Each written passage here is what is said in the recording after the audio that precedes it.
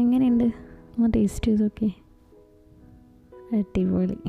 Hi friends, എല്ലാവർക്കും എൻ്റെ പുതിയ വ്ളോഗിലേക്ക് സ്വാഗതം. അപ്പം എല്ലാവർക്കും സുഖമല്ലേ?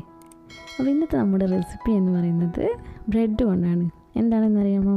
ബ്രെഡ് പുട്ടാണ് ഇന്നത്തെ നമ്മുടെ റെസിപ്പി. അപ്പോൾ ഇതിനാവശ്യമായ സാധനങ്ങൾ എന്തെല്ലാം എന്ന് നോക്കാം. ബ്രെഡ് ഞാനിവിടെ 11 എടുത്തിട്ടുള്ളത്. പിന്നെ നമുക്ക് ആവശ്യമുള്ളത് തേങ്ങ അരമുറി വലുത്, ഉപ്പ് ആവശ്യത്തിന്. ഇനി നമുക്ക് ഈ ബ്രെഡ് ചെറിയ ചെറിയ പീസസ് ആയിട്ട് പൊടിക്കാൻ പാകത്തിന് മുറിച്ചെടുക്കാം.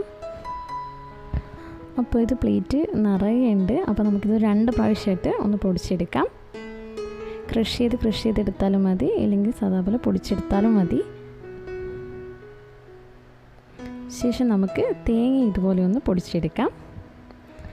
കണ്ടോ, ബ്രെഡ് നന്നായി ഞാൻ പൊടിച്ചെടുത്തിട്ടുണ്ട്. ഇനി നമുക്കിതിലേക്ക് ആവശ്യത്തിന് ഉപ്പ് ചേർത്ത് കൊടുക്കാം. എന്നിട്ട് നന്നായി ഒന്ന് മിക്സ് ചെയ്യാം. ശേഷം നമുക്ക് ഇതിലേക്ക് പൊടിച്ച് വെച്ചിരിക്കുന്ന തേങ്ങ കൂടി ചേർത്ത് നന്നായി മിക്സ് ചെയ്തെടുക്കാം. അപ്പോൾ തേങ്ങാപ്പാലിൻ്റെ ആ പാലുള്ളത് കൊണ്ട് തന്നെ നമുക്ക് വേറെ വെള്ളം ചേർക്കേണ്ട ആവശ്യമൊന്നും ഉണ്ടാവില്ല. അപ്പോൾ ഇതുകൊണ്ട് തന്നെ നമുക്ക് ആ ബ്രെഡ് കുതിരും. നന്നായിട്ട് തേങ്ങ കുറച്ച് കുറച്ചായിട്ട് മിക്സ് ചെയ്തെടുത്ത് കൊടുക്കുക. വളരെ എളുപ്പം കഴിയും. വളരെ എളുപ്പം നമുക്കിത് വീട്ടിലുണ്ടാക്കാൻ പറ്റും. അപ്പോൾ വളരെ സിമ്പിൾ ഇൻഗ്രീഡിയൻസ് മാത്രമേ ആവശ്യമുള്ളൂ. അപ്പോൾ നന്നായിട്ട് മിക്സ് ചെയ്തെടുത്തതിന് ശേഷം നമുക്ക് കുറച്ച് ജീരകം കൂടി ഇതിൽ ആഡ് ചെയ്ത് കൊടുക്കാം.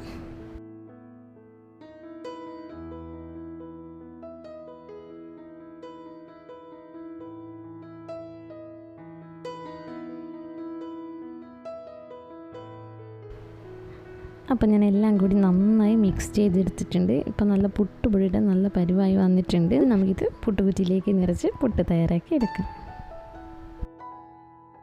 അപ്പോൾ ഇതുപോലെ ഞാൻ ആദ്യം കുറച്ച് തേങ്ങയിട്ട് പിന്നെ ഈ ബ്രെഡ് പുട്ടുപൊടി ഇതിൽ ഫില്ല് ചെയ്ത് കൊടുക്കുകയാണ്. ഫില്ല് ചെയ്തതിന് ശേഷം നമുക്കിതൊന്ന് സ്റ്റീം ചെയ്തെടുക്കാം.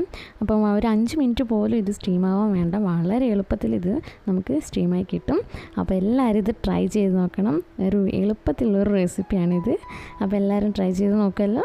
അപ്പോൾ നമ്മുടെ ബ്രെഡ് പുട്ട് ഇവിടെ റെഡി ആയിട്ടുണ്ട്. കണ്ടോ, നന്നായിട്ട് സെറ്റായി വന്നിട്ടുണ്ട്.